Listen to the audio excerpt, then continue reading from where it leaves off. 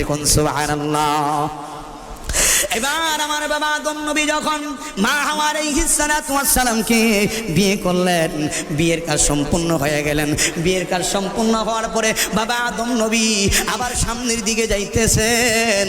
আমার আল্লাহ পাক রব্বুল আলামিন ইলহাম দিলেন, জানায়া দিলেন, আদম কাছে যাইও না, সইও না, ধুইরো না। আদম নবী ডাক দেয়, আল্লাহ তোমার হুকুমে আমি বিয়ে করলাম, কেন আমার বেগমের কাছে যাইতে পারো না?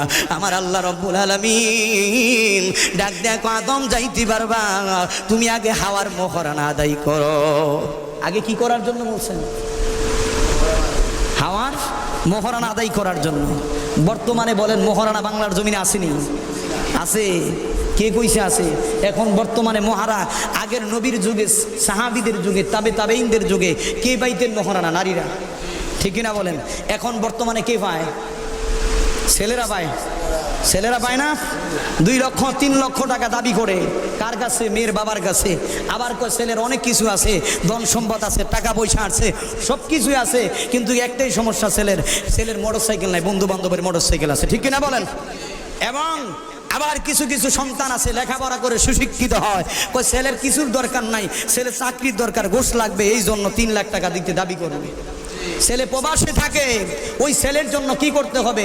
ছেলে বাড়ি করছে, সব কিছু করছে, ছেলের মাত্র একটা জিনিসই বাকি আছে, ফার্নিচারগুলি। ঠিক কিনা বলেন? তাহলে মোহরানা কারে দেন আপনারা? কারে দেন? বর্তমান যুগে আমরা ছেলের এই মহারানা দেই কি কারণে জানেননি? কারণটাই হচ্ছে আমাদের আমাদের পর্দানিশী মা বোনদের দোষ। ঠিক কিনা বলেন? আমার মা বোনেরা যদি পর্দায় থাকতো, আমার মা বোনেরা যদি রাস্তাঘাটে চলাফেরা না করতো, ওই গুন্ডাগুলি ফালাইয়া, বুকের কাপড়গুলি ফালাইয়া যদি রাস্তাঘাটে রিস্কার মাধ্যমে বৈশা বৈশা হাওয়ার বাতাস না খাইতো, তাহলে আমার মা বোনদেরকে ইজ্জত দিয়া ওই ছেলের মা বাবাকে ঘরের ভিতরে তার বাড়িতে পাঠাইয়া বিয়ের প্রস্তাব দিত। ঠিক কিনা বলেন? আজকে প্রস্তাব দেয় না কেন? কেন? রাস্তাঘাটে তো দেখি আপনার মেয়েকে, রাস্তাঘাটে তো আমার বোনকে দেখে, আমার স্ত্রীকে দেখে, এই জন্য আজকে এই প্রস্তাব দেওয়া লাগে না, ডাইরেক্ট রিস্কার মাধ্যমে বিয়ে হয়ে যায়। ঠিক কিনা বলে? বর্তমানে যেই যুগ আসছে, ফেসবুকে বিয়ে হয়। কই ফেসবুক সাক্ষী ডাক কয় বিসমিল্লাহ কবুল 3 বার, ফেসবুকে সাক্ষী আছে, ফেসবুকের সাথে তোর আর আমার ফেসবুকে ফেম হইছে, বিয়ে আলহামদুলিল্লাহ কবুল, ফেসবুকের সাক্ষী। ঠিক কিনা বলেন? এবং ইউটিউবে এখন বর্তমানে মুসলমানের সন্তান এমনভাবে বিয়ে হইতেছে, মা বাবাও জানে না, আজকে আত্মীয় স্বজনরাও জানে না, সন্তান ভেগে যায়। কি কারণে? ইসলামের কি নাই? নবীর মহাব্বত নাই, ইত্তাকুল্লাহ, আল্লাহর ভয় নাই। ইসলামের তার মাধ্যমে কিনা, ইসলাম তার মাধ্যমে ইলম হাসিল করে নাই। সেই ইসলাম যদি ইলম যদি হাসিল করতো, তলাবুল ইলমি ফারিদাতুন আলা কুল্লি মুসলিম, প্রত্যেক মুসলমান, সে নারী হোক পুরুষ হোক, সকলের জন্য ইলম হাসিল করা ফরজ ছিল। ঠিক কিনা বলে? কিন্তু ইলম আমার মা বাবা শিখায় নাই। কেন? আমার মা বাবার সময় পাই নাই শিখাইতে, কিন্তু চেষ্টা করেছে আপনার মা, চেষ্টা করেছে আমার বাবা, আমি পড়ি নাই। ঠিক কিনা বলেন? এমন সন্তান আছে, মা চোখের পানি ফালাইয়া, বাবা চোখের পানি ফালাইয়া কত কত জায়গায় নিয়ে যায়, মাদ্রাসায় ভর্তি করাইবে, এই মাদ্রাসায় পড়ে না ওই মাদ্রাসায় পড়বে, ওই মাদ্রাসায় পড়ে না ওই মাদ্রাসায় পড়বে। মাই তো চেষ্টা করেছে, বাবাই তো চেষ্টা করেছে ইলম হাসিল করার জন্য। ঠিক কিনা বলেন? কিন্তু বড় আফসোসের বিষয়, সন্তান দুনিয়ার মহব্বতে পড়ে, সন্তান দুনিয়ার ভালোবাসায় পড়ে, বর্তমানে নাচ গানের মাধ্যমে পড়ে, টিভির চ্যানেলগুলি দেখে দেখে, ওই টিভির সিরিয়াল দেখে দেখে সন্তান সঠিক রাস্তায় নাই, সন্তান হয়ে গেছে বেঠিক। ঠিক কিনা বলে? এই জন্য মুসলমানের সন্তান, আজকে আমাদের মা বোনেরা যদি পর্দায় থাকতো, আমার মা বোনগুলি যদি সঠিক ইসলামের পথে থাকতো, নামাজ যদি পড়তো, কোরআন যদি পড়তো, ওই মা বোনগুলি বেপরদায় চলাফেরা করতো না, ওই মা বোনগুলির সম্মান আমার আল্লাহ বাড়াইয়া দিত। ঠিক কিনা বলেন? এই জন্য ভাইয়ের আমার, বন্ধুরা আমার, আদম নবী চোখের পানি জর্জর করে ছেড়ে দিয়া কান্দে, আল্লাহ এই জান্নাতে টাকা নাই, এই জান্নাতে পয়সা নাই, আমি কে দিয়া মোহরানা আদায় করব? আমার আল্লাহ পাক রব্বুল আলামিন ডাক দেখো, আদম রে, এই জান্নাতে যদি টাকা পয়সা না থাকে, আপনি আমার যেই হাবিবকে, যেই বন্ধুকে আমি না বানাইতাম, যেই বন্ধুকে আমি আল্লাহ সৃষ্টি না করতাম, আসমান জমিন লৌহ কলম কোনো কিছু সৃষ্টি না করতাম, ও আমার বন্ধুর কারণে আমি আল্লাহ সব কিছু সৃষ্টি করেছি। আদম, তোমাকে আমি আল্লাহ ওই আমার বন্ধুকে সৃষ্টি না করলে আদম তোমাকেও সৃষ্টি করতাম না। আমার ওই বন্ধুর উপরে, আমার ওই বন্ধু কামনিওয়ালা নবীর উপরে আদম কয়েক মর্তবা দুরূদ পড়ো, ওই দুরুদের খাতিরে আমি আল্লাহ পাক রব্বুল আলামিন আপনার আর খাওয়ার মোহরানা আমি আল্লাহ মাফ করে দিব। জোরে কোন সুবহানাল্লাহ।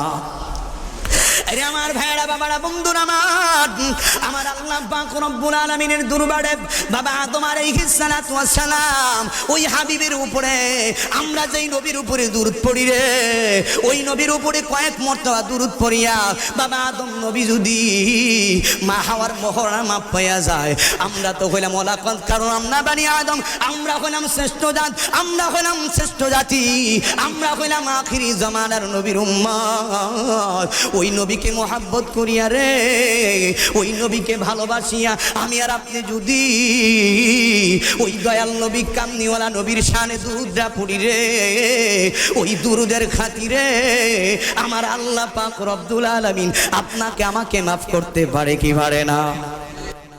বলেন না, পারে কি পারে না? আমরা তো সেই নবীর উম্মত, যেই নবীকে আমরা দেখি নাই, ঠিক কিনা বলেন? তারপর আমরা নবীর শানে দুরূদ পড়ি। আজকে বর্তমান যুগে বাংলাদেশের ভিতরে এইগুলি 15 বছর 16 বছর আগে ছিল না।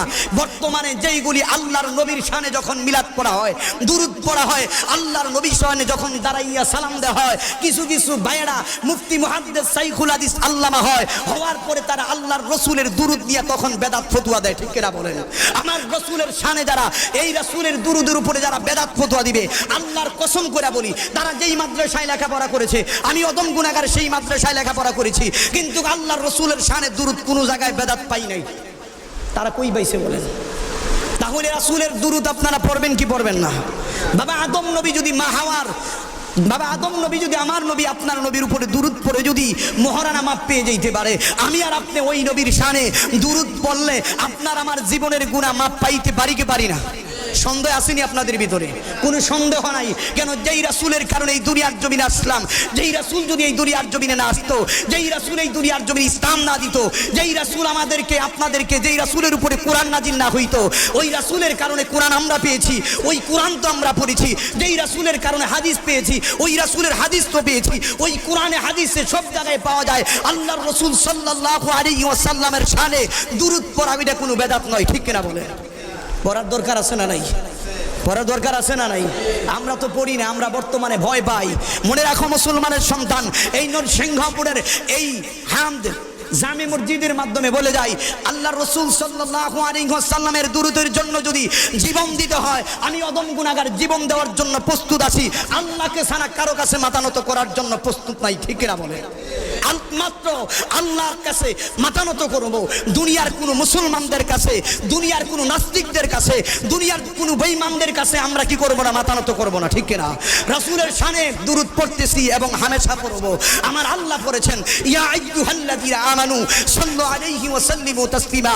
আমি আল্লাহর উপরে, হে ঈমানদাররা তোমরা আমার বন্ধুর উপরে দুরূদ পড়ো। আমি এখনো পড়তেছি, হামেশা সব সময় আমার বন্ধুর উপরে, আমার ফেরেশতাদেরকে নিয়ে, অগণিত ফেরেশতাদেরকে নিয়ে আমার বন্ধুর উপরে দুরূদ পড়ব। জোরে কোন সুবহানাল্লাহ। আমার আল্লাহ যদি ওই হাবিবের শানে দুরূদ পড়তে পারে, তাহলে আমরা তো ওই নবীর উম্মত। আমি কোন ওই নবীর উম্মত হইয়া আল্লাহর নবীর শানে দুরূদ পড়তে পারবো না? পড়তে পারবেন কি পারবেন না? বেদাত বলতে দেন তাদেরকে, বেদাতিরা বেদাত বলবেই, ঠিক কিনা বলেন? বেদাতিরা বেদাত বলবেই।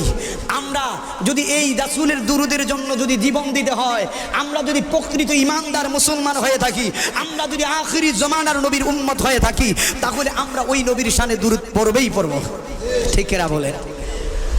এখন বর্তমানে যেইটা বর্তমানে ভেদাভেদ আমাদের মুসলমানদের ভিতরে, ইয়া নবী সালাম আলাইকা, ইয়া রসুল সালাম আলাইকা, ইয়া হাবিব সালাম আলাইকা, এইগুলি নিয়ে বেদাত আছে কিনা বর্তমানে?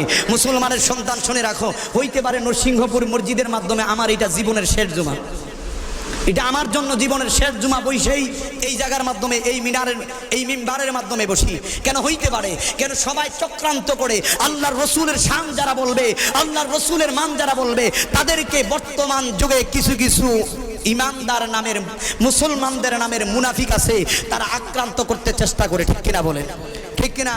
এই রাসূলের শান, এই রাসূলের মান আমরা আল্লাহ পাক রব্বুল আলামিন দিয়েছেন। যেই জায়গায় আল্লাহ, যেই জায়গায় রাসূল, যেই জায়গায় রাসূল সেই জায়গায় আল্লাহ। আমার আল্লাহ বলেন কুল ইন কুনতুম তুহিব্বুনাল্লাহ ফাত্তাবিউনি ইউহিব্বুকুমুল্লাহ ওয়া ইয়াগফির লাকুম যুনুবাকুম আল্লাহু গফুরুর রহিম। এ হাবিব তাদেরকে বলিয়া দেন, তাদেরকে জানাইয়া দেন যারা আমার আল্লাহকে মহব্বত করতে চায়, যারা আমার আল্লাহকে পেতে চায়, যারা আমার আল্লাহকে ভালোবাসতে চায়, তারা যেন আপনাকে মহব্বত করে, তারা যেন আপনাকে